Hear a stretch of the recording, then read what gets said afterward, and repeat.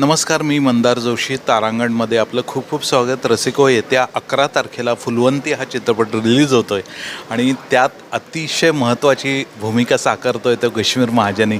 गश्मीर, मी सर्वप्रथम तुझं अभिनंदन करतो. ह्याचा मी आत्ता ट्रेलर टीझर बघितला, काही गाणी बघितली, अतिशय सुंदर झाली आहेत आणि तुझा परफॉर्मन्स हा माइंड ब्लोईंग आहे. म्हणजे आम्हाला जे 2-3 मिनटात बघायला मिळालं, म्हणजे शीतावरून भाताची परीक्षा करतात हे म्हणतात, ते काही खोटं नाही आहे. ते तुझ्याबाबत अगदी खरं वाटतं आहे. तर मुळात ही जी गोष्ट आहे ती बाबासाहेब पुरंदरेंच्या कादंबरीवर आधारलेली आहे. म्हणजे त्या कादंबरीवरच हा सिनेमा आधारलेला आहे. खूप महत्त्वाचा हा सिनेमा आहे. तो तुझ्यापर्यंत कसा आला आणि तू किती वेळात तो स्वीकारलास, ही प्रोसेस सांग जरा. सिनेमा माझ्याकडे आला तो दर्डे फॅमिलीमुळे आला. प्रवीणनी मला फोन केला होता की मी लिहिला आहे आणि असं असं फुलवंती सिनेमा आहे आणि व्यंकटध्वरी नरसिंह शास्त्री महापंडिताचा ती भूमिका आहे, ती तुझ्याकरता लिहिली आहे. सो तिकडेच ते हो झालं, कारण मला वाचून त्याला होकार देण्याची वेळच येत नाही प्रवीणला.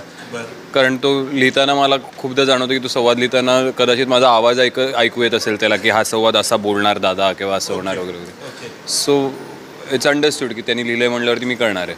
संहिता त्यानंतर ऐकली, कारण ती ऐकतोच आपण त्यानंतर पूर्ण, त्यामुळे नरेशन त्यानंतर घेतलं. सो ते तेव्हाच ठरलं होतं. तर मला आता पुढं तुला विचारायचं आहे की हा सिनेमा खूप सुंदर बनलेला आहे आणि प्राजक्ता माळी हे त्याची निर्माती आहे, हे तुला कुठल्या मोमेंटला कळलं होतं का ते तुझ्यापासून थोडं हाईडआउट केलेलं होतं? नाही, माझ्यापासून हाईडआउट काहीच केलं नव्हतं. मी गेलो होतो तरडेंकरता आणि मला सांगितलं होतं की प्राजक्ता फुलवंती करणार आहे. सो ती तिथे होती नरेशनला वगैरे, पण मी निर्माता कोण हे विचारत नाही कधीच नाही.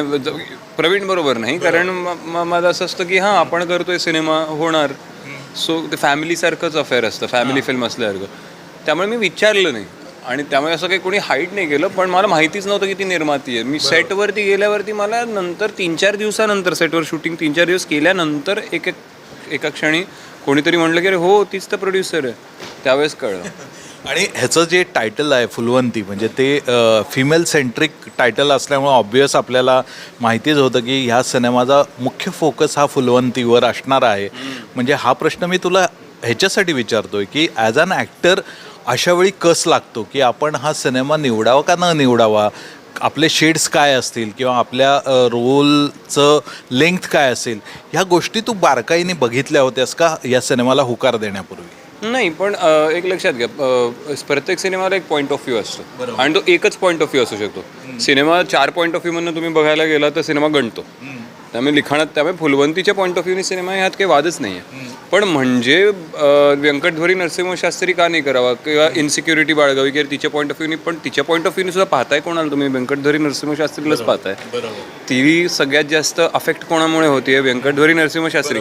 तिला पैज कोणाबरोबर लावायची आहे? शास्त्री बरोबर लावायची आहे. तिला जिंकण्याचा अट्टहास तिचा कोणाशी आहे? तुम्हीच सांगा, कोणाशी आहे? शास्त्रींची. मग कसली इन्सिक्युरिटी? बरं, मला आता एक सांग की ह्याचा जो कथानकाचा काळ आहे तो पेशवाईचा काळ आहे, त्यामुळे तू किती त्या काळाचा अभ्यास केलास का तू लेखक दिग्दर्शकावर ते सोडून दिलंस आणि त्यांनी जे काही तुला माहिती दिली त्याच्यावर तुझं सगळं काम केलं? मला संहिता माहिती देते. तुम्हाला असं वाटतं का संहिता जी आहे ती सर्व गुण संपन्न असेल तर तुम्हाला बाकी कोणाकडनं माहित्या गोळा करत बसायची गरज नाही. ती संहिता तुम्हाला जे गरजेचं असतं ते सगळं, ती पूरक असते तुमच्याकरता एक कलाकार म्हणून. माझं असं फार म्हणणं आहे की कलाकार ना संहिता कमी वाचतात आणि बाकीचा फापट पसारा, मी हा रिसर्च केला, अरे कशाला केलास? पहिली तू संहिता वाचलीस का? त्याच्यामध्ये सगळं आहे, त्यातनंच तुला सापडणार आहे तुला हवं आहे ते. म्हणजे मी गश्मीरला कॉम्प्लिमेंट देतो. म्हणजे मी इतकी वर्ष या इंडस्ट्रीत आहे, तेव्हा तू मगाशी जे हे स्टेटमेंट केलं, जे तू आत्ता सांगतोय ते फार महत्त्वाचं आहे. आपल्याकडे स्क्रिप्टच एवढं लक्ष देऊन ऐकत नाहीत आणि मग इतर गडबड होत तुझ्याकडे आहे. त्यामुळे तू ते खूप बारकाईने आत्मसात करून सगळं तुझं काम सुरू आहे पुढं. Yes yes yes, thank you.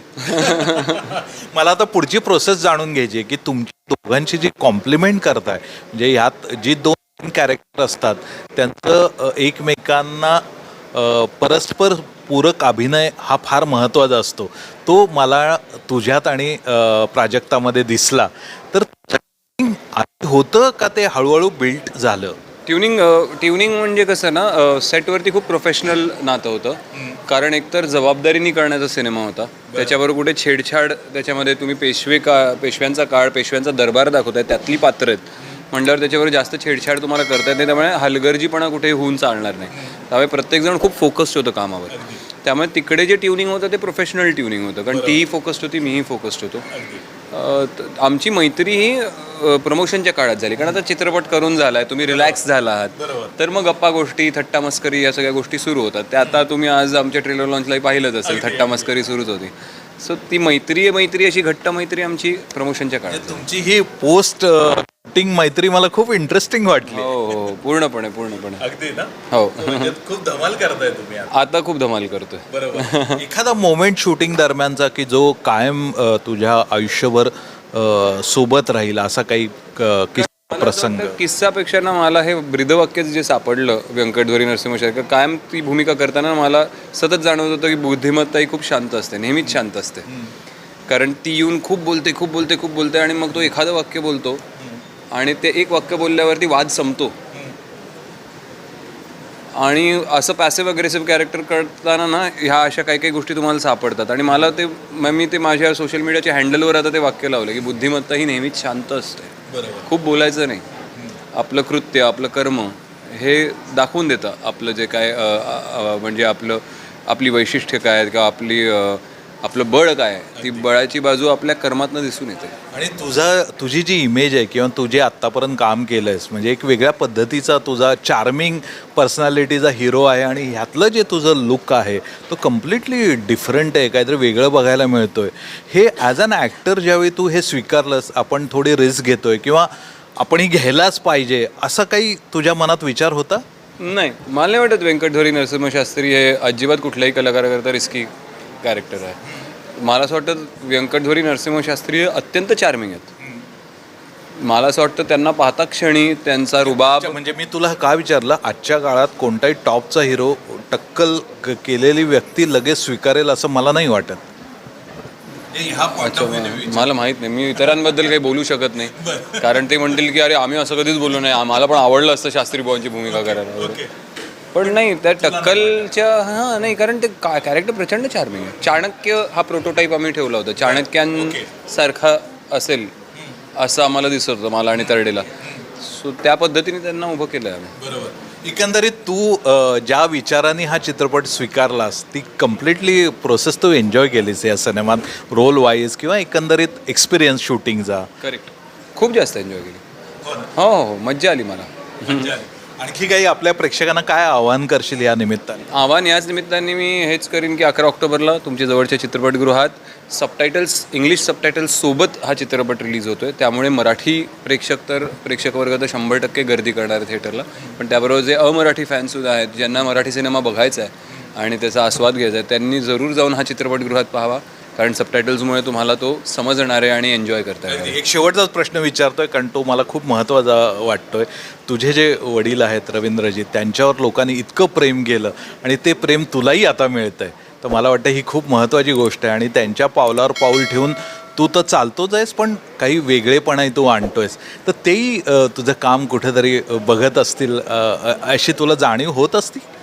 100% मला असं वाटतं की त्यांचा आशीर्वाद, आणि असं वाटतं की अजूनही ते आसपास कुठेतरी असणार आहेत नक्की.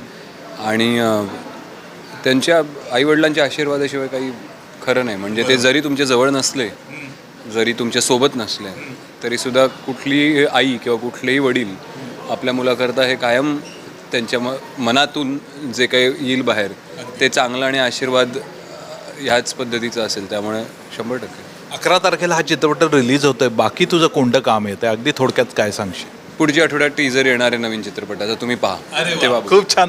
मला वाटतं की अत्यंत प्रॉमिसिंग असा हा अभिनेता आहे आणि खूप चांगल्या कॉन्टेंटची आम्ही तुझ्याकडून अपेक्षा करतोय आणि तू ती पूर्ण करशील याची मला खात्री आहे. तारांगणतर्फे आणि वैयक्तिक माझ्यातर्फे मी तुला खूप खूप शुभेच्छा देतो. धन्यवाद. धन्यवाद. खूप धन्यवाद.